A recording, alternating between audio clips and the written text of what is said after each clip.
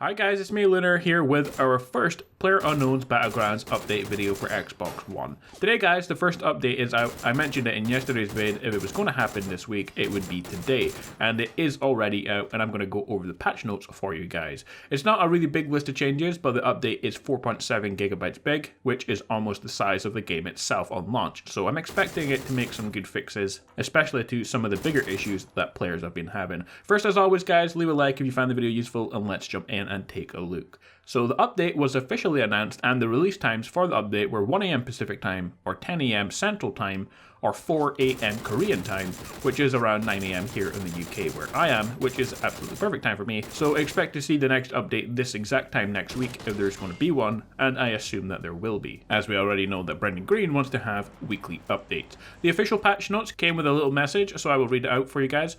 We are glad players are enjoying PlayerUnknown's Battlegrounds in Xbox Game Preview, and we appreciate all the great feedback we've received. We take listening and reacting to our players' base seriously, and we will work with our community to find opportunity to continually improve the player experience while on Xbox Game Preview and beyond. So that was just a little bit of info that they give you with the patch note. But here are the actual changes that the update will make to your game. To gameplay, gas can now be used while on a bike or bike with sidecar. You could only use that before while you were in a car, but now you can use it on a bike or a bike with sidecars. So a straightforward change, and that's the only gameplay change that there is. To user interface, there were 3 changes. Equipment icons on the HUD will now be visible.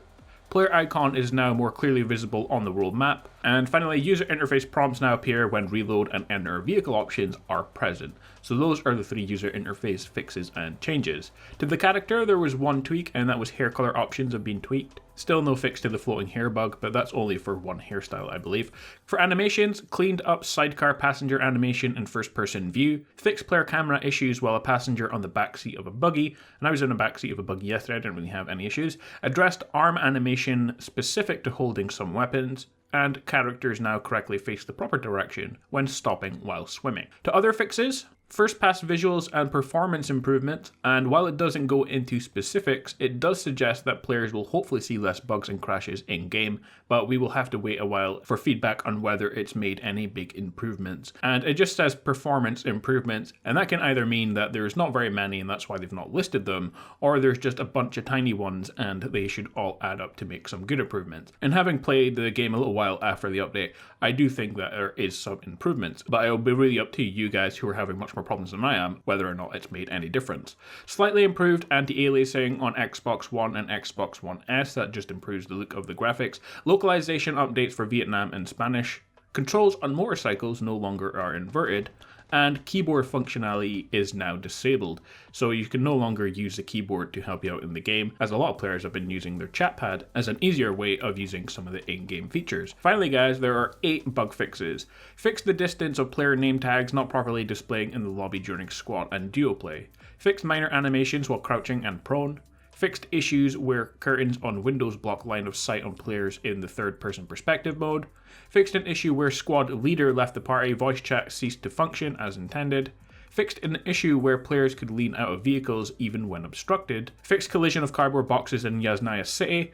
Fixed typo on the controller guide. I know a lot of people have been complaining about that one. And then finally, it just says a bunch of other minor fixes. So guys, that's the full list of changes. It's not huge, no real additions other than the new hair color, but I suspect the only reason it's there is that it's something really simple to add, similar to the typo fix, but that's not really what was important about this update. What was important was the game's performance has some kind of improvements, and after trying out the game after patch, it does feel smoother to me. When I'm in the lobby, there doesn't seem to be much frame rate drop, there's no glitching and stuff. But I'm not the best judge here as I'm on Xbox One X, so the real test will be, has it improved the gameplay for you guys on Xbox One and One S? So let me know in the comments down below if it has. Well, that is about for this video guys, letting you guys know that the first update is out for the game and the patch notes for the update. Keep in mind that the updates for the game will work differently than they do on Steam.